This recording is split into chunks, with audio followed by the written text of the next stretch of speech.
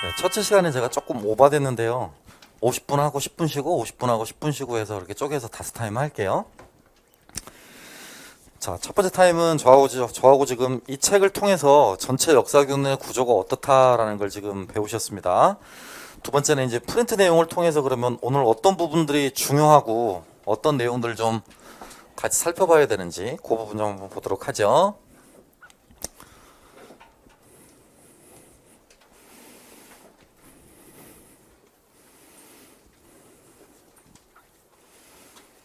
네, 프린트 나간 거 뭐 화면으로 보셔도 되고요. 프린트 보셔도 상관없겠습니다. 네, 이제 오늘 저랑 학습하실 부분 가운데 이제 중요한 내용들이 대략 저런 것들인데요. 첫 번째 이제 두 번째 시간까지는요. 요 부분 볼 거예요. 역사교육의 의미가 뭔가라는 부분, 또 역사교육의 범위가 얼만큼인가라는 부분, 요 부분도 살펴볼 건데요. 지금 요 부분의 일부는 보신 거예요. 일부 내용은 지금 앞에 말했듯이 제가 역사교육의 구조다 그래서 세 가지 구성 요소로 이루어져 있다라고 말씀드렸죠. 한 번 더 말씀드리면 역사교육의 구조는 세 가지 구성 요소로 이루어져 있는데 역사과 교육과정에 의해, 역사과 교육이론에 의해, 그다음에 최근 연구 동향에 의해 이렇게 해서 세 파트로 이렇게 크게 나눠져 있습니다. 조금 더 디테일하게 살펴보면 구체적으로는 역사교육을 둘러싼 내용과 방법의 대립을 통해라고 들어가 있죠. 쉽게 말하면 내용이 우선인가 방법이 우선인가라는 말이에요. 내용이 우선인가 방법이 우선인가. 우리에게 이제 저 문제를 적용시켜 보면 역사 교사는 많은 내용을 잘 알고 있는 것이 우선일까요? 내용을 잘 모르더라도 잘 가르치는 게 우선일까요? 편하게 한번 답해 보고 뭐가 우선일 것 같아요? 어? 전자요? 많이 알고 잘 알고 있는 거요? 어떻게 생각하세요? 후자요? 많이 몰라도 잘 가르치는 거? 잘 가르치는 거? 두 사람의 생각의 차이가 왜 비롯됐을까요? 그렇다. 그지? 수업이라고 하는 건 교사 혼자서 하는 게 아니기 때문이겠죠. 학생과 상호작용을 하는데 지금 후자라고 말씀하시는 분은 학생들의 개인차 변진을 고려하시는 입장이 클 거고, 전자라고 말씀하신 분은 교수자 위주의 입장에서 말을 하기 때문일 거예요. 곧 교수 이론과 학습 이론 가운데서 교수 이론을 더 중시하는 사람이 있는가 하면 학습 이론을 더 중시하는 사람도 있겠죠. 이 내용과 방법이라면 이쪽이 아무래도 교수 중심이 될 테고, 곧 가르치는 거 중심이 될 테고, 이쪽이 가르치는 수단, 방법 위주의 생각이다라고 말을 할 수 있겠죠. 그래서 학습, 이런 위주라고 볼 수 있겠죠. 크게 중요한 내용은 아니지만요. 아무튼 내용 우위론자들과 저렇게 방법 우위론자들 간의 대립이 있어 왔는데 그 대립에 관한 실마리를 제공했던 미국의 역사교육학자가 슐만이라는 사람이에요. 자, 읽어볼까요? 슐만. 내용과 방법의 대립에 획기적 선을 그은 놈.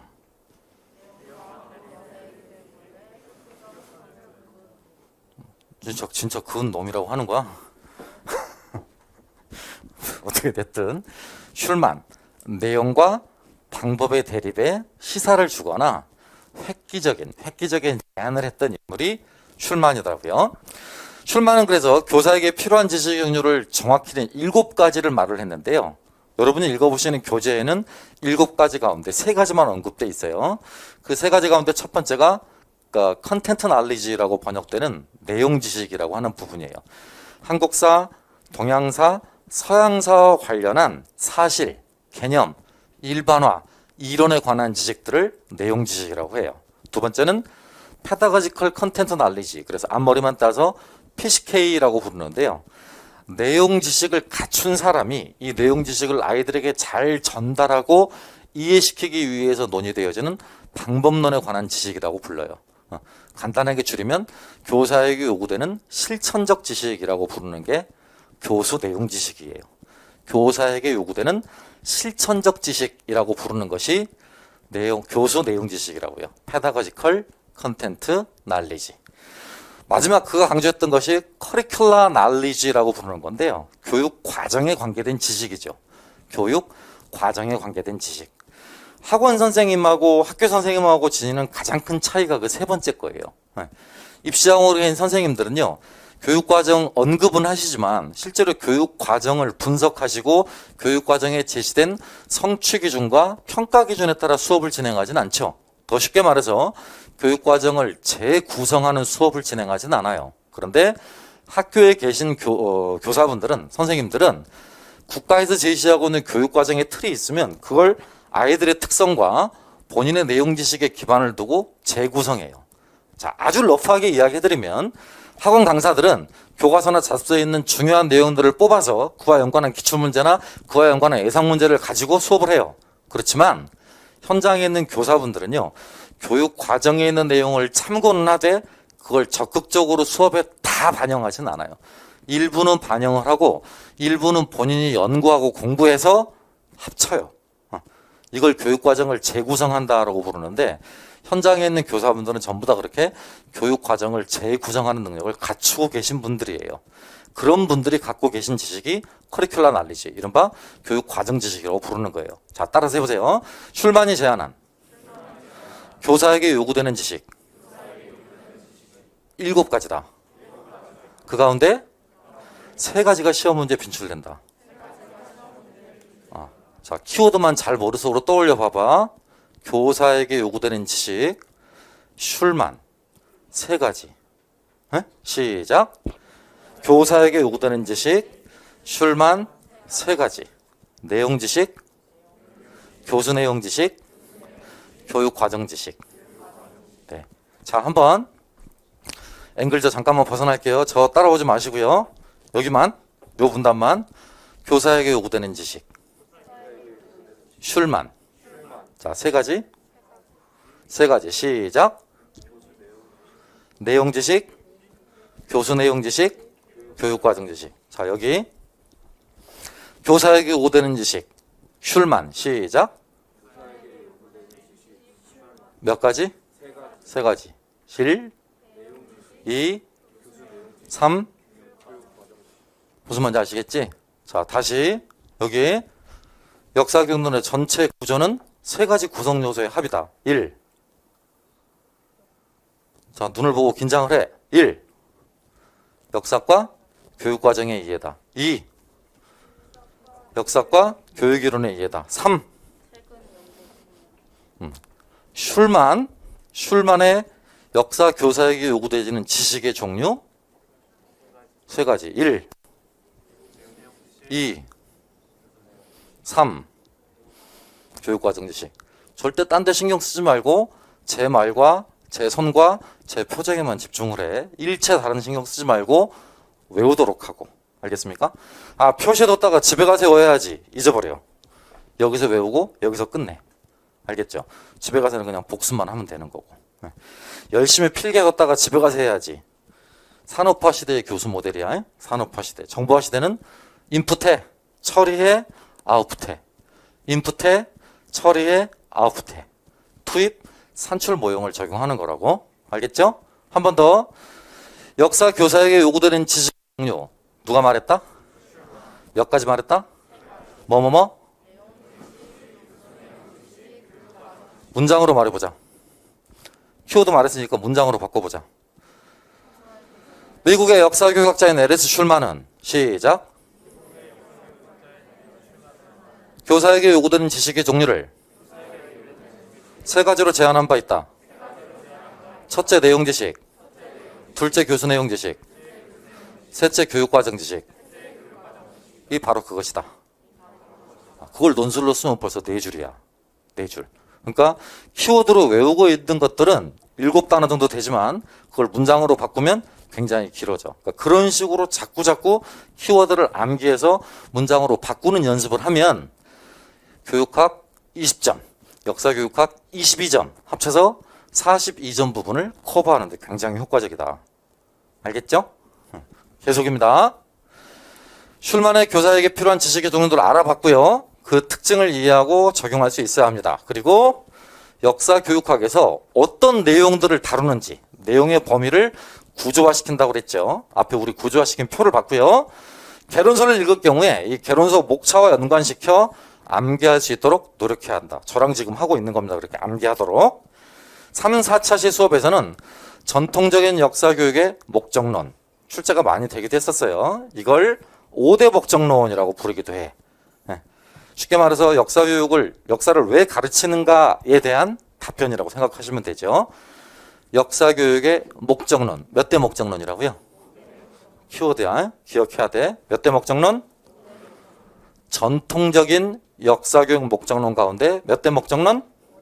5대 목적론. 꼭 기억하셔야 한다고요. 전통적인 역사교육 목적론과 이를 둘러싼 다양한 논의들을 살펴보자. 다양한 논의들. 외국학자 2명, 국내학자 2명 있어. 화이트와 리라는 외국학자들이 있고요. 정현백과 이노라는 국내학자들이 있어. 몰라도 되니까 따라만 해봐. 화이트와 리의 논쟁, 이노와 정현백의 논쟁. 외워봐.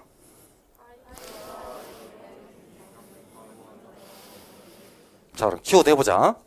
전통적인 역사교육의 목적론은 5가지의 범주로 구분할 수 있으며 이를 둘러싼 그 밖에 대안적 논의의 범주들과 다양한 스펙트럼이 있는데 이것은 외국학자 2명과 국내학자 2명 간의 논쟁을 중심으로 진행된 바 있다. 외국학자로는 화이트와 리의 논쟁이 대표적이고 국내학자로는 이인호와 정현백의 논쟁이 대표적이다. 지금 제가 이렇게 쓰고 있는 말, 활용하고 있는 말이 책에 나오면 토시 하나 안 틀리고 똑같이 쓰여 있어. 그러니까 저처럼 키워드를 잘 외우고 있으면 그리고 그걸 문장으로 바꾸는 노력을 몇 번만 하면 1, 2월 달 가운데 한 2-3번만 반복하면 여러분 스스로도 키워드를 바탕으로 문장으로 바꿀 수 있어. 그러니까 거기에 말하기의 중요성이 무엇보다 필요해. 꼭 말을 해보셔야 된다고. 키워드를 가지고 말해보는 연습을 해야 한다고요. 알겠습니까? 선생님 저는 역부족이에요. 녹음을 해. 녹음을 하라고. 강의 내용을 녹음을 해서라도 지하철 안에서 미친 듯이 들어. 집에서 공부 안 된다. 그냥 미친 듯이 귀에 듣고 있어. 제 목소리가 짜증날 때까지 들어. 반복해서 듣다 보시면 세뇌가 될 거야, 슬슬. 아시겠어요? 자, 다시 활류해봐, 활류. 내가 외울 거 지금 3가지 말했다, 3가지. 맨 앞에 역사교육의 구조 말했고, 2번째, 슐만 이야기했고, 역사 교사에게 필요한 지식. 3번째, 목적론 이야기했다, 목적론. 자, 3가지를 A4 한 장 분량이다. 말을 해보자. A4 한 장 분량이야. 자, 역사교육론의 전체 구조는 3가지 구성 요소의 합으로 이루어져 있다. 첫째, 역사과 교육과정의 이해이며, 둘째, 역사과 교육 이론의 이해이다. 셋째, 최근 역사교육의 연구 동향의 이해까지가 그에 포함된다. 한 문단. 그 다음 또 한 문단. 역사 교사에게 요구되는 지식의 종류를 미국의 역사교육자인 LS 슐만은 3가지로 제안한 바 있다. 내용 지식, 교수 내용 지식, 교육과정 지식이 바로 그것이다. 좀 더 부연하면 내용 지식은 한국사, 동양사, 서양사와 관련한 사실, 개념, 원리, 일반화에 관계된 지식이다.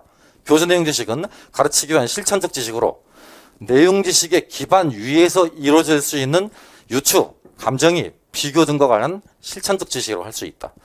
교육과정 지식은 해당 교과목을 교수하는 데 있어서 교사에게 요구되는 교육과정에 대한 이해 능력 및 상관성이 있는 타 교과의 교육과정에 대한 이해 능력까지를 포함한다.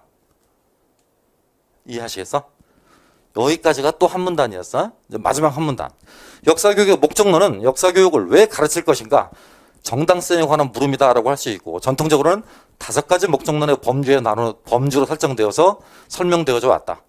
이를 둘러싼 대안적 논의나 다양한 스펙트럼은 외국 역사교육자 2명과 국내 학자 2명 사이의 논쟁을 중심으로 벌어져 왔는 바 화이트와 리의 논쟁이 대표적이고 이인호와 정현백의 논쟁이 대표적이라고 할 수 있다. 그렇지? 한 번에는 못 외워도 되니까 이렇게 외우는 방법을 쭉쭉쭉 제가 수업 말미에 또 물어볼 거야. 강의 계획서 보면 맨 말미에 암기하는 부분 있지? 그때 한 번 더 정리하고 매 주마다 이렇게 습관을 반복하잖아요. 그러면 타학원 4개월 이상 수강한 것만큼은 돼. 타학원. 그러니까 조금 힘드시더라도 절대 포기하지 말고 외우라는 부분은 꼭 외우고, 말했듯이 키워드를 먼저 뽑고 키워드의 의미를 정확히 이해하고 키워드를 연결해서 뭐로 바꾸는 연습? 문장으로 바꾸는 연습을 하면 월등히 나아질 거다라고요. 자, 계속 전통적인 역사교육 목적론과 이를 둘러싼 다양한 논의들을 살펴볼 거고, 이런 목적 논의의 구도, 아까 말한 화이트와 리의 논쟁, 이노와 정현백의 논쟁이 지니는 한계와 대안을 살펴보게 될 것이다. 그리고 목표를 살펴볼 건데 목적과 목표의 차이는 아시지? 그죠? 전략과 전술의 차이에 해당한다라고 보시면 돼. 목적은 번역하면 영어로 aim이라는 말을 쓰고 목표는 objective라는 말을 써. 그러니까 목적은 훨씬 포괄적이고 추상적이고 목표는 굉장히 구체적이고 추상적이야.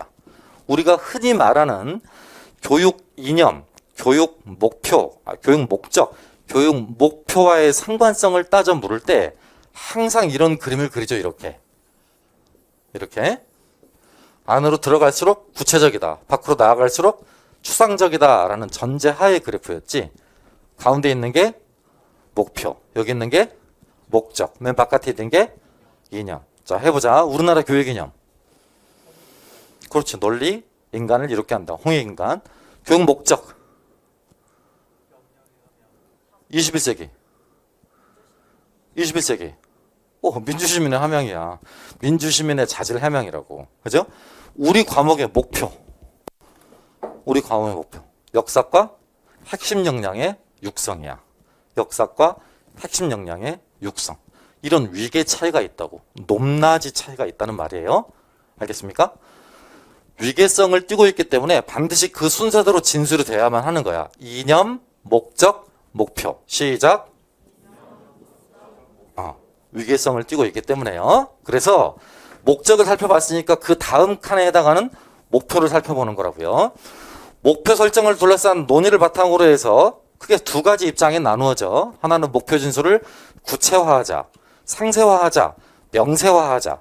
구체화, 상세화, 명세화 다 똑같은 말이야. 목표 진술을 구체화하자, 명세화하자, 상세화하자라는 사람들의 주장이 있는가 하면 아니다. 굳이 교육 목표를 그렇게 명세화할 필요는 없다. 그에 대한 반대론자들이 있고 그 반대론자 가운데 한 사람이 그 유명한 예술 영역의 교육학자 가운데 한 사람이었던 아이즈너야. 아이즈너가 제안한 구현 목표라고 하는 것이 상세화, 명세화, 구체화된 행위 목표 진술에 대한 대안으로 등장했던 개념이라고요. 이해하시겠어? 예를 들면 이렇게 봐봐. 그가 제안했던 것처럼, 아이즈너가 제안했던 것처럼 정물화를 그리는데 요구되어지는 구도, 실제성이나 사실성, 그 다음에 물감이나 색채에 대한 이해, 요 세 가지 요소를 바탕으로 그림을 그릴 수 있다라고 목표를 쳤다고 쳐봐. 목표를 잡았다고요. 그럼 목표를 수행하기 위한 오브제가 세 가지가 되잖아. 곧 목표를 수행해야만 하는데 꼭 도달해야 될 지점이나 활동이 세 가지가 되는 거잖아. 그렇지? 체육 영역에서도 마찬가지야. 100m 달리기를 15초 안에 트랙을 벗어나지 않는 범위 내에서 달릴 수 있다. 그죠? 이런 것들은 조건 진술이 지나치게 많아. 설령 그 조건을 다 수락했다라고 할지라도 그 사람이 그림을 잘 그렸다거나 100m를 잘 달렸다거나 라고 말할 수는 없어. 이해하시겠어? 그러니까 그냥 간략한 주제 형식으로만 제안하자라는 게 아이즈너의 개념이야.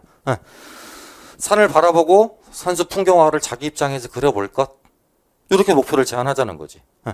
100m를 나름대로 뛰어볼 것. 이렇게 하자라는 거죠. 꼭 100m를 뛰는데 침을 한 방울도 안 흘린다거나 15초 안에 뛰어야 된다거나 이런 것들은 전부 다 산업화 이후에 테일러리즘이 빚어낸 결과고 그 테일러리즘의 영향을 받았던 1900년대 초반에 타일러리스트들의 주장이야. 테일러리즘의 영향을 받은 타일러리스트들의 주장이라고. 그 산업화의 기능 모델의 역점을 뒀던 것 가운데서 목표 우위론자들 또는 목표 지상주의자들에 내세운 결과라고. 따라서 산업화 시대에 요구되었던 역량이나 목표 영역을 교육 영역에 그대로 쓸 수 있다 없다를 둘러싼 대안이나 논의들이 굉장히 많이 나타나게 됐죠. 곧 목표 우위론자들에 대한 대안으로 내용 우위론자가 등장하게 되고 방법 우위론자가 등장하게 되고 이제 이런 부분들도 교육학 영역에서 다 다루게 될 부분이 될 겁니다. 그래서 역사교육 쪽에서도 목표를 아주 구체화시켜서 쓰자라는 사람이 있는가 하면 아이즈너처럼 아니다. 간략한 주제 형식으로 느낌이나 감정이나 행동을 간략하게 표현하는 것만으로 진술하자라고 하는 부류로 양대 산맥으로 나뉘게 돼. 목표 진술을 둘러싼 찬반론이라고 불러. 시작. 목표 진술을 둘러싼 찬반론. 그러니까 물론 그 찬반은 상세화할 건가 상세화하지 않을 건가 이를 둘러싼 찬반론이라고 보시면 돼. 그래서 구현 목표가 등장을 하게 되기도 했고요. 곧 행동 목표에 대한 또는 구체화된 상세화된 목표 준술에 대한 대안으로 구현 목표가 등장하기도 했고, 이 구현 목표의 부족함을 채워주기 위해서 등장했던 것이 성취 기준이라는 것이에요. 그러니까 어치브먼트 스탠다드라고 불리는 건 학습자들이 특정 연령대나 특정 학년대에서 반드시 수행하거나 달성해야만 하는 목표를 의미해. 단 이전의 목표와는 뭐가 다르냐? 두 가지가 결합되어 있어. 이전에는 목표만 있었는데 성취 기준 안에는 목표와 활동이 들어가 있어. 곧 내용과 방법 영역이 동시에 규정이 되어 있다는 게 목표와 지는 차이점이다 라고 말할 수 있어요. 이런 부분들이 이제 여러분이 텍스트를 읽어나가면서 갖고 있어야 될 기본적인 서브 지식이라고 할 수 있겠고요. 가장 중요한 게 이제 이 부분이 솔루션이죠. 그럼 이 부분은 어떤 데서 어떻게 시험 문제가 나왔고 앞으로는 또 어떻게 시험 문제가 나올 수 있을까라는 부분인데요. 최근에는 18년도 B형 8번, 21학년도 B형 7번 문항으로 출제된 바가 있는데 빈출도가 되게 높다. 주로 출제된 내용은 누구다? 슐만 아저씨다. 그죠? 교사들이 교수활동 또는 수업활동에서 내용을 구성하고 실천하는데 가장 필수적으로 요구되는 무슨 지식? 요거 또 무슨 지식? 교육과정 지식. 이 두 개가 시험 문제에 많이 나왔다고요. 교수 내용 지식, 교육과정 지식. 이 개념을 쓰라고 물어보기도 하는 기본 문제도 있었는가 하면 사례를 주고 교수 내용 지식에 해당하는 내용을 써보라라고 하는 적용 문제도 있었어요. 뭐 대표적으로 조선의 3사, 고려시대 3사를 비교하면서 비교에 해당하는 교수 내용 지식의 사례를 써보라는 문제가 출제된 바도 있었더라고요. 알겠습니까? 그러니까 이 부분은 개념이나 내용도 잘 알아야 되겠지만 이걸 바탕으로 뭐 할 수도 있어야 된다? 적용할 수도 있어야 된다. 적용된 지식이 난이도가 되게 높아진다. 근래에는 어쨌든 난이도가 낮은 이런 것들만 물어봤는데요. 예전에는 이런 것도 물어본 적이 있었어요. 적용에 관계된 2000년대 초반에는요. 이런 걸 물어본 적도 있었습니다. 팁은요. 팁은 사례에 해당하는 답안을 요구하는 적용 형태의 문항이긴 하지만 교수 내용 지식이거나 교육과정 지식을 명확히 구분하고 활용하면 충분하다. 그러니까 이 두 가지 개념만 정확히 이해하고 있는 것도 답안 쓰는 데는 충분하다라고 말을 하고 있어요. 요 후자가 개념을 이해하고 이 개념의 뜻 정도를 정확히 이해하고 있는 경우라면 요 전자는 사례에 해당하는 거니까 사례. 실제로 교수 내용 지식에 해당하는 사례, 뭐 유추도 있고 비교도 있고 감정이입 같은 것도 있거든. 유추, 비교, 감정이입 요 세 가지 사례를 보고 이 세 가지 항목 가운데 어디에 해당하는가를 아셔야 돼. 알겠죠? 외워야 될 부분이기도 해. 자, 네 번째 외워본다. 네 번째. 아까 세 번째 거였어. 슐만은 교사에게 요구되는 지식의 종류를 몇 가지로? 세 가지로 제안합니다. 뭐뭐뭐? 언니 정신 차려. 집중도 떨어진다. 딴 데 보지 말고. 응? 미안한데 여기 와 있는 5시간만큼 문제 집중하자. 교사에 요구되는 지식 뭐? 시작. 시험 문제 뭐뭐 많이 나온다고? 교수 내용 지식과 교육 지식. 교수 내용 지식의 종류 세 가지 있다고. 유추, 비교, 감정이입. 시작. 시작. 자, 합쳐보자 문장으로. 슐만은 미국의 역사학자인 슐만은 역사 교사에게 요구되는 지식의 종류를 세 가지로 제한한 바 있고 내용 지식, 교수 내용 지식, 교육 과정 지식으로 분류한 바 있다. 그 가운데 시험 문제 자주 출제됐던 것은 교수 내용 지식과 교육 과정 지식이었고 특히 시험은 두 가지로 나누어 출제된다. 이를 사례에 맞춰서 적용하는 그리고 이른바 교수 내용 지식의 유형을 쓰라거나 교육 과정 지식의 범위를 쓰라거나 하는 문제인데 비해서 대부분의 문제들은 개념을 정확히 이해하고 암기하고만 있으면 답을 쓸 수 있는 교수 내용 지식 그걸 답으로 쓰는 것이거나 교육 과정 지식 이걸 답으로 쓰는 문항이 지배적이었다고. 알겠습니까? 지금 저하고 외운 게 4개였는데 그 4개만 잘 외워도 벌써 두 번 정도 반복되었던 문제 출제는 얼마든지 답을 쓰실 수가 있어. 그러니까 꼭 외우셔야 돼. 알겠지? 그 다음 두 번째 겁니다. 이제 2010년에 2차 일본 문항과 같이 전통적인 역사교육에 지니는 문제점. 아까 이게 전통적인 역사교육의 목적이 몇 대? 5가지가 있다고 해서 5가지. 이런 단순 암기형 문항도 있지만 18년도 B형 8번 문제처럼 외국 역사학자들의 논쟁, 리와 화이트의 논쟁을 서술하는 문제일까 스펙트럼이 굉장히 넓다. 아울러서 전통적인 역사교육의 목적론과 비판, 또 반비판도 있어. 반비판도. 이건 아직 시험 문제 출제되지 않았습니다. 반비판. 국내 학자인 정은백과 이인호의 논쟁 등을 명확하게 구분하고 있으면 충분하다. 이거 외워야 되겠지. 그러면 정은백 교수와 이인호 교수는 뭘 가지고 이렇게 논쟁을 벌이고 있었는가? 그들 논쟁의 핵심적인 논거, 그러니까 논리적으로 자기 자신의 주장을 펼쳐나가기 위한 근거, 그걸 논거라고 부르거든. 이 두 학자들의 논리적인 근거는 무엇인가? 아직 그건 시험 문제 안 나왔다고. 나올 확률이 높다고. 가장 난이도가 있는 문항은 2020학년도 B형 6번과 같은 뭘 제시한 거다?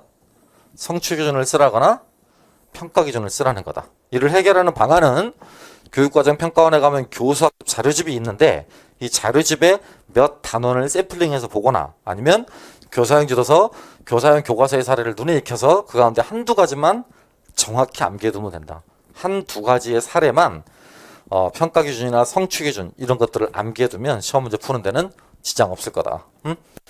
제가 제안하고 있는 앞으로 출제될 수 있는 범위가 지금 3가지라는 걸 말씀드렸어요.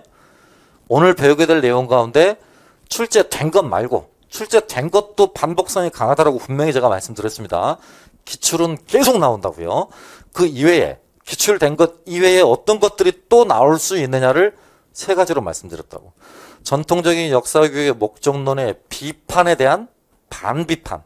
그 첫 번째고, 두 번째 국내 학자인 정은백과 이인호의 역사교육 논쟁. 이게 두 번째 나올 수 있다는 거고. 세 번째는 성취 기준과 평가 기준의 사례를 쓰시오. 그 가운데서도 평가 기준을 상중하로 나누어서 상중하 이렇게 3단계로 나누어서 써보라는 문제가 시험에 출제될 수 있다고요.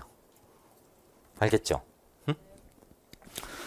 제가 1, 2월 달에 나눠드리는 이 프린트는 3, 4, 5, 6월 달에 굉장히 효과적일 거야. 굉장히. 그러니까 기출문제 분석집을 가지고 작년하고는 다르게 제가 이제 다음 주에 이미 책을 낼 거거든요. 기출문제 책을. 구입하지 않으셔도 되고 여러분이 그냥 기출문제 평가원에서 다운받으셔가지고 묶으셔도 돼. 편집하셔도 되고. 그 절차가 번거로우실까봐 제가 그냥 묶어놓은 것 뿐이니까요. 미리 이렇게 제가 땡겨서 하는 건 기출의 빈도만큼 전년도 시험 문제에서 커졌다라는 말을 의미하고 당분간은 기출의 빈도가 굉장히 중요할 것 같으니까 작년에 공부하셨던 분들을 위해 드리는 팁이야. 올해는 내용에 대한 공부, 기출에 대한 공부 비중을 거의 반반 정도 두는 게 좋을 것 같아. 그만큼 기출문제 비중을 높여가시라고. 이해하시겠죠? 문제가 있고 지문이 있고 답안 작성 요령이 있습니다. 밑에 답안 작성 방법이요. 그럼 누차 말했듯이 요거 외워야 돼. 작성 방법에 써있는 기준 이거 외워야 되겠지. 키워드들. 그 다음에 이건 눈에 익혀두기만 하면 돼. 사례는. 시험 문제가 어떨 때 어렵냐? 여기 들어가 있는 사례가 답으로 바뀔 때가 있어. 여기 들어가 있는 사례가 답으로 바뀔 때가 있다고. 이걸 잘 쓰는 게 기출 공부를 많이 한 사람과 많이 하지 않는 사람의 차이가 나는 부분이야. 대부분의 사람들은 답을 외우는데 신경을 쓰는데 실제로 기출 분석을 잘 하시는 분들은 여기 나와 있는 지문 내용 가운데 키워드가 뭐고 이 내용 가운데 어떤 것들을 시험 문제로 물어볼 수 있겠는가라는 걸 고민을 많이 하는 거예요. 그러니까 N수생들은 만약에 지금 기본이론 강의를 들으시면서 스터디를 할 거다라고 하시면 스터디 할 수 있는 건 이게 제일 좋아. 남들 공부 안 할 때 1, 2월 달부터 어렵게 공부를 시작하셨으니까 짧은 기간 내에 굉장히 효과를 볼 거면 기본 강의는 그냥 눈으로 듣기만 해. 귀로 듣기만 하고. 그리고 본인들이 복습하실 때 요것만 해봐. 기출문제 나왔던 것 가운데 요 지문 안에 들어가 있는 것 가운데 키워드들 골라보고 시험 문제로 변형됐을 때 어떤 것을 답을 쓸 수 있을 것인가 라는 것만 고민해 보셔도 이미 시험의 반은 정확히 맞을 수 있을 거예요. 자, 여기까지가 이 학습 내용, 오늘 이제 배울 내용의 개관에 해당하는 부분이었습니다.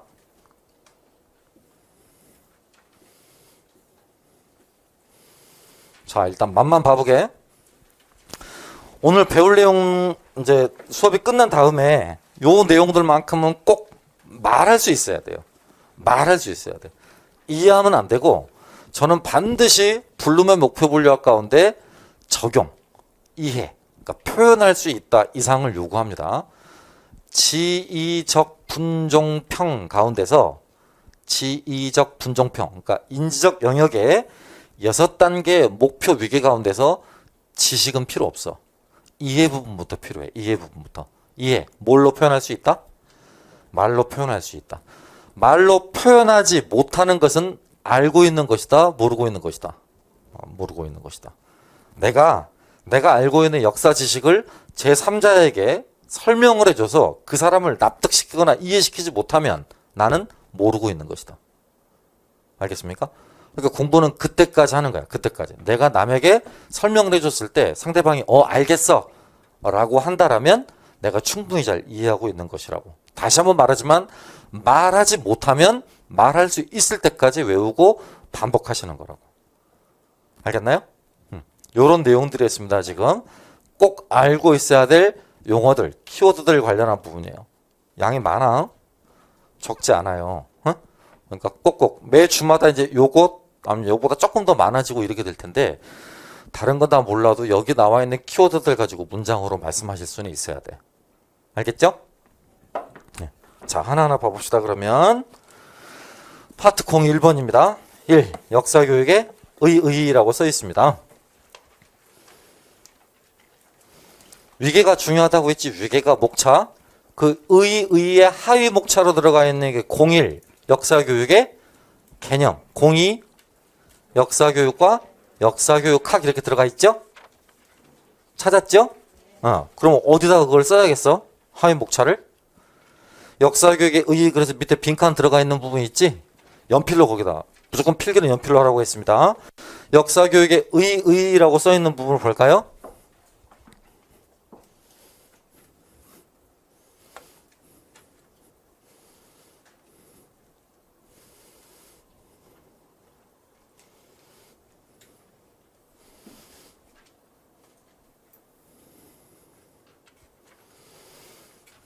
진짜 그걸 써야겠다. 한 장 한 장씩 넘기는 거를. 안 되겠다. 불편해서. 자, 여기다가 요렇게 쓰시는 거겠지? 그치? 1 뭐라고 쓰고? 역사교육 개념이라고 쓰고 1 숫자는 안 써도 돼. 그냥 역사교육의 개념 이렇게 쓰시고요. 다음 두 번째가 뭐가 있어요? 역사교육과? 그렇죠. 역사교육과 역사교육학이 되어 있습니다.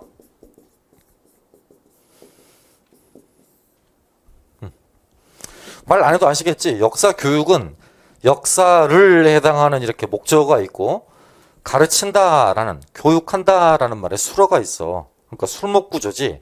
이른바 서술형이라고. 역사를 가르친다라는 말이야. 그런데 이건 역사를 가르친다라는 것에 대한 체계적인 학문이란 뜻이지. 하나의 학문이 될 거면 그 학문에 요구되는 고유한 개념이 있어. 개념, 연구 방법이라는 게 있어. 그 다음 연구자가 있어야 돼. 이 세 가지 조건이 있어야만 학문이 될 수 있거든. 그러니까 역사를 가르치는 것에 대한 몇몇 개념들을 알아야 되는 거고, 역사를 가르치는 것에 대해서 어떤 연구 방법을 써야 되는가라는 걸 알아야 되는 거고, 역사를 가르치는 것에 대해서 저처럼 이렇게 체계적으로 연구하는 사람들이 많아야 돼. 석박사들이 많아야 된다고. 그럴 때만 그게 뭐가 될 수 있어? 학이 될 수 있어. 쉽게 말하면 이건 그냥 역사를 가르치는 행위야. 이건 그에 관계된 학문이고. 시작. 행위야. 그에 관계된 학문이라고. 역사를 가르치는 행위이고 역사를 가르치는 행위에 관한 학문이라고. 시작. 그치? 외울 만한 값어치가 있는 건 아니야. 근데 뭐만 글자가 다르잖아. 역사 교육이고 역사 교육학이고. 그러니까 역사 교육에 관계된 학문이다. 이렇게만 생각하고 있으면 되는 거지. 이해하시겠어? 그걸 역사 교육 학이라고 해. 2007년도에 양호한 교수는 서울대 역사교육지라는 개간지 잡지 안에서 역사교과학의 성과 숙제라는 글을 발표한 적이 있어. 역사교과학의 성과와 숙제라고. 명칭이 좀 다르지. 역사교과학, 교과학. 알다시피 역사교육학 이렇게 해버리게 되잖아. 또는 역사교육 이렇게 되잖아. 학교 교육의 문제만이겠어? 사회교육이나 성교육의 문제도 관계된 거겠어? 야, 우리 일반인들도 그렇게 말을 하잖아요. 동네 쌀집 아저씨도 우리나라는 역사교육이 엉망이야 이런 말 하잖아. 그거는 학교 교육 차원에만 국한된 거야? 성인교육, 학교 교육 이후 차원에도 포괄되는 말이야. 우리가 밥그릇을 우리가 더 오랫동안 이걸 해먹을 거면 학교 교육으로 끝나야 되겠어? 성인교육까지로 나아가야 되겠어? 그렇지. 우리는 항상 그렇게 돼야 돼. 에? 그러니까 역사교육의 주권을 지키고 싶잖아? 하다못해 역사교육의 티오를 지키고 싶잖아? 학교 교육에만 관심을 기울여서는 안 돼. 에? 일반인들까지 포괄하는 역사교육의 문제를 논의해야지. 그래서 학교 선생님이 안 되면 YMCA나 사회 기반시설 하다못해 백화점 문화센터 같은 데로 가서도 우리가 밥벌이를 할 수 있어야 되지. 그렇잖아. 근데 역사교과학이라고 명칭을 딱 붙여버리잖아. 그러면 이제 그건 말 그대로 교과목으로 편성된 중학교, 고등학교에서 역사교육을 가르치는 것에 관한 학문이라는 뜻으로 좁혀지게 돼. 입지가 굉장히 좁아지게 되죠. 그래서 학자들이 양호한 교수의 글을 보고 뭐라고 표현했냐면 꿈은 창대하고 원대하나 교육학으로서 역사 교육학으로서 입지를 좁히고 말았다라고 평가를 해. 혹여나 읽어봤던 책 안에서 교과학이라는 명칭이 나오면 역사 교육학의 대안적 명칭으로 서울대 양호한 교수가 제안한 개념이었구나 라는 정도만 알고 계시면 돼. 알겠죠? 자, 여기까지 썼습니까 이제? 역사교육의 개념, 역사교육과 역사교육학. 그럼 봐봅시다. 역사교육 개념 그런 뜻을 가지고 있어. 인간 과거에 관한 지식을 가르치고 이를 기초로 사고력, 통찰력을 신장시키며 바람직한 가치관과 태도를 함양하기 위한 교육활동이다. 그죠? 세 가지로 끊을 수 있겠지. 지식, 기능, 가치, 태도. 지식 어디까지? 지식을 어디에 관한 지식? 과거에 관한 지식. 기능 사고력과 통찰력을 신장시키며까지. 가치, 태도 함양 거기까지죠. 그지? 그럼 종합적이고 전인적인 활동이 되겠지. 종합적이고 전인적 활동이라고 할 수 있을 거라고요. 아울러 그걸 줄이면 간략하게 줄이면 2번처럼 돼. 2번처럼 과거 인간 활동을 이해하고 현재 주는 시사점을 파악하기 위한 교육 활동이다. 근데 저는 밑에 나와 있는 표처럼 기억하기를 바라. 그렇게 구조화되게 기억하기를 바라. 물론 시험 문제는 절대 안 나와. 그런데 상식적으로 답할 수는 있어야 돼. 누군가가 야 역사 교육이 뭐냐? 이러면 역사 가르치는 거예요. 이렇게 무식한 티를 내면 안 된다고. 그렇지? 여기 나와 있는 것처럼 역사 교육은 인간의 과거 활동에 관한 지식을 가르치고 이를 기초로 역사적 사고력과 통찰력을 신장시키고 더 나아가 학습자들에게 바람직한 가치관과 바람직한 태도를 배양해 주기 위한 교육 활동을 말합니다. 있어 보이잖아. 그렇지? 역사 교육이 뭐냐 그러면 역사 가르치는 관계다. 나 처음 들어보는데 학교에서 배워보지 않았는데 이렇게 무식하게 말하는 것보다는 조금은 고급지게 표현하는 것도 좋죠. 그죠? 고급지게 표현하는 게 좀 길다. 그럼 밑에 하는 짤로 방식을 활용해. 과거 인간들이 어떤 삶을 살아왔는지 과거 인간들의 활동을 이해해서 현재 시사점을 얻기 위한 과목이다. 또는 얻기 위한 활동이다. 이게 역사교육이다 라고 말하면 돼. 다 어려워. 그냥 이렇게만 해. 이렇게. 현재, 과거. 자, 이걸 배워. 여기를 포함해서야. 현재까지를 포함해서야. 이걸 배워. 그치? 그래서 이렇게 되려고 해. 이렇게. 또는 뭐 치마를 입혀도 되겠네. 이렇게. 이렇게 되려고 해. 그죠?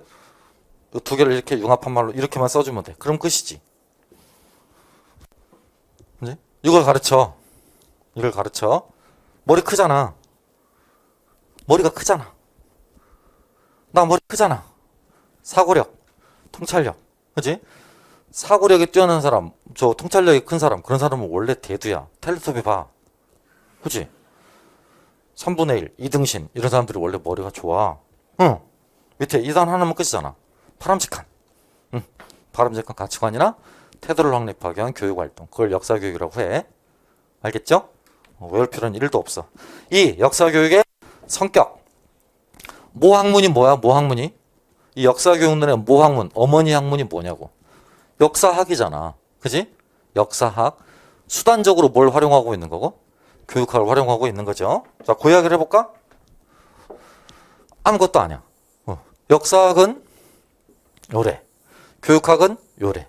역사교육학은 양다리를 끼고 있지, 이렇게. 그죠? 여기서 파생되는 문제가 있을 거 아니야.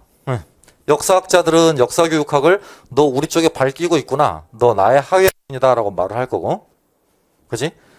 역사학의 하위학문이 역사교육학이다 라고 말을 하겠지? 사학과 교수들은 대부분 다 이런 생각을 갖고 있어. 아시겠어요? 그런데 교육학과 교수들은 또 뭐라고 그러냐면 교육학의 범주 안에 교과교육학이라는 게 있다. 역사교육학도 가르치는 교과목이니까 교과교육학 가운데 하나지 않느냐. 그러니까 역사교육학은 교육학이다 라고 말을 해. 그죠? 현재 시스템에서는 이 말이 더 타당해 보여. 왜냐하면 학위가 다 우리도 교육학 석사, 교육학 박사 이렇게 주거든. 그죠? 역사 전공하면? 역사 전공하면 역사학 박사야? 교육 박사야? 그럼 문학 박사야. 문학 박사. 문학 박사라고요. 그쵸? 그러니까 인문학의 특성을 강하게 띠고 있다라는 거고요. 역사학 자체는. 교육학은 응용학문이죠. 응용학문. 사회과학 가운데 응용학문에 해당하는 거니까 역사교육도 교육학의 하위 영역으로 보는 게 맞다라고 싸워. 그러니까 이런 갈등이 심하죠. 이게 아까 말한 내용. 이게 방법이야. 내용과 방법 간의 갈등. 여러분 같은 경우도요. 만약에 저 역사 교사가 될 거면 꼭 사범대를 나와야 된다고 생각해? 사범대를 나오지 않아도 가능하다고 생각해? 지금 우리는 사범대를 나오지 않아도 가능하잖아. 왜? 교직 이수를 하니까. 교육학 과목을 듣잖아요. 맞죠? 응. 이제 앞으로야 2028년부터 이제 경로를 단순해서 사학과 교직 이수 과정이나 교육대학원을 통한 교직 이수의 과정을 없애겠다라고 했거든. 그러니까 이제 다시 예전처럼. 이제 사범대 나온 사람들만 교사를 하게 하겠다라는 건데, 뭐 아시다시피 그런 것들이 전부 다 정권의 입맛에 따라 달라지게 되니까 또 다르게 이제 뭐 들고 일어서면 또 언제든지 뒤바뀔 수 있는 부분이야. 아무튼 그걸 통해서도 알 수 있지만 우리 같은 지금 이렇게 역사 교육을 전공한 사람들은 이쪽 학문에 속하기도 하고 이쪽 학문에 속하기도 해서 바람직한 이상은 이렇게 분리가 되는 거야. 이렇게. 그래서 이게 트리니티를 이루는 거지. 역사학, 교육학, 역사교육학이 각각 독립적인 학문적 지위를 차지해서 각각의 학문의 발전을 모색해보려는 시도. 이것이 가장 이상적인 모델이라고 할 수 있는데 아직 2단계까지 온 것 같진 않고 현재는 요 중간쯤 어디? 여기서 이렇게 계속 위로 올라가는 거다라고 치면 2단계에서 2단계까지 나아가는 그 중간쯤 어디 정도다라고 보는 게 타당할 것 같아요. 그러니까 역사교육학은 필연적으로 모학문인 역사학의 특성이 반영될 수밖에 없어. 그래서 일본의 특성이 그렇게 들어가 있는 거지. 역사학의 특성인 뭘 중시한다? 시간 개념을 중시한다. 둘, 인간 생활의 전체적 측면을 다루기 때문에 종합적인 접근 방법. 그 정치도 알아야 되지, 경제도 알아야 되지, 사회나 문화도 알아야 되지, 예술도 알아야 되지. 종합적인 접근 방법이 요구됩니다. 아울러 그 종합적인 접근 방법 가운데 문학적인 방법이라는 것도 있고 과학적인 방법이라는 것도 있는데 그걸 전부 다 포괄하기도 해. 대표적으로 문학적 방법으로 활용되는 게 재사고, 유추, 상상, 감정이. 더 쉽게 말을 하면 소설이나 문학 작품을 읽다가 우리가 흔히 동원하게 되는 사고작용 가운데 하나야. 재사고, 그 사람의 입장에서 생각을 하고, 유추, 아마도 이랬을 것이다 라고 미루어 짐작하기도 해. 그 다음에 상상력을 동원해서 그 인물이 되어보기도 하고 직접 그 인물의 마음속으로 들어가 보기도 하는 감정이입을 시도하기도 하죠. 하지만 역사가들은 과학적 방법을 동원하기도 해. 사료를 바탕으로 한 객관적 탐구 과정을 거치기 때문에 거기서 자료 수집, 분석, 비판, 평가, 종합 이런 것들은 철저하게 과학적인 것들입니다. 이렇게 왜 이렇게 말이 자꾸 끊기지? 이렇게 역사교육은 문학적 방법과 과학적 방법 이 두 가지 동시에 활용하는 거다라고 생각하시면 돼요. 문학적 방법과 과학을 봐. 이거 끊기잖아 자꾸. 왜 그래? 이제 3분만 있다가 고칠게. 문학적 방법과 과학적 방법을 동시에 쓰는 거라고요. 자, 오른쪽 참고만 하셔. 역사교육학의 의미라고 그랬습니다. 개념 정의는 그렇게 긴데 역사교육은 것이라고 생각하시면 돼. 역사 가르치는 것을 학문화한 것을 역사교육학이다라고 부르면 된다고요. 밑에 2번에 보시면 역사교육의 개념 정의 그 가운데 두 가지로만 지금 파악을 하고 있는데 광의의 교육과 협의의 교육이라는 부분이 있어요. 그 그림을 한번 봐볼까?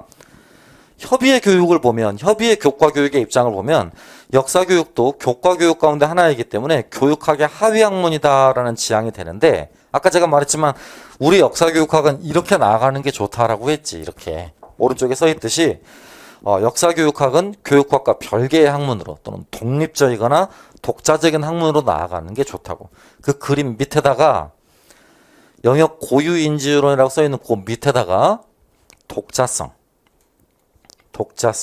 또는 독립성이라고 쓰시고요. 오른쪽 교육학 밑에다가는 그 사람들은 뭐라고 주장하겠어? 통합성을 주장하겠지. 통합성을 교육학에 포함되어야 된다라는 입장을 견지하게 될 겁니다. 뒤에 넘겨보시면 그와 유사한 주장이 또 있다.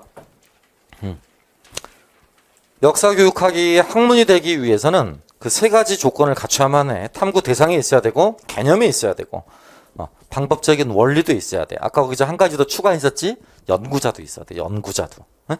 연구자까지가 포함되어져야지 학문적 적합성, 이른바 역사교육학이라는 명칭을 띌 수가 있어. 사회과와 역사과도 마찬가지인데요. 해방 직후부터 현재까지야. 그러니까 1945년에 교수 요목이 소셜 스터디즈라는 이름으로 국내에 도입되기 시작할 때부터 2022년 현재까지 두 과의 대립이 나타나. 사회교과와 역사교과. 사회교과는 역사과가 사회교과에 포함되어야 된다는 통합성을 강조하는 사람들, 이른바 통합론자라고 부르고, 우리 같은 사람들은 독립론자 혹은 자율론자라고 불러. 우리는 사회교과는 근본적으로 결이 다르기 때문에 사회교과에 포함되어서는 안 된다라고 주장하는 사람들이지. 자율론자 혹은 독립론자라고 부른다고요. 자율론자, 독립론자. 따라서 통합성을 강조하는 사람들은 밑에 표에 들어가 있듯이 공통점을 강조할 것이고, 저희처럼 자율성을 강조하는 사람들은 차이점을 강조할 수밖에 없어. 따라서 만에 하나 시험에 나오더라도 공통점은 물어볼 리가 없어. 역사교육론 문제니까 차이점을 물어보겠죠. 어떤 차이가 있어? 시간적 측면을 더 중시한다라는 거, 인문학적 성격이 강하다라는 거, 아울러 구체적이고 특수한 성격, 사실 그 자체가 역사과에서 중요한 내용에 해당한다라는 거. 그래서 앞으로 역사교육학은 그 3번에 써 있듯이 서로 구분되어지는 게 옳아. 역사학과도 다르고 교육학과도 다른 독자적인 학문이 돼야 되는 게 옳고, 역사학의 대상은 주로 언어적 상황, 이른바 사료를 바탕으로 하는 언어적 상황이지만 역사교육의 대상은 교육적 상황이라는 점은 달라. 그래서 교육학 이론을 역사교육에 적용할 때도 우리 과목의 특성을 적절히 알고 조정을 해야만 한다라고 쓰여 있습니다. 자, 여기까지 시험 문제 나올 거 있냐? 없어. 1도 없어. 가볍게 참고하고 읽어보시기만 하면 돼. 잠깐만 또 한번 쉴게요.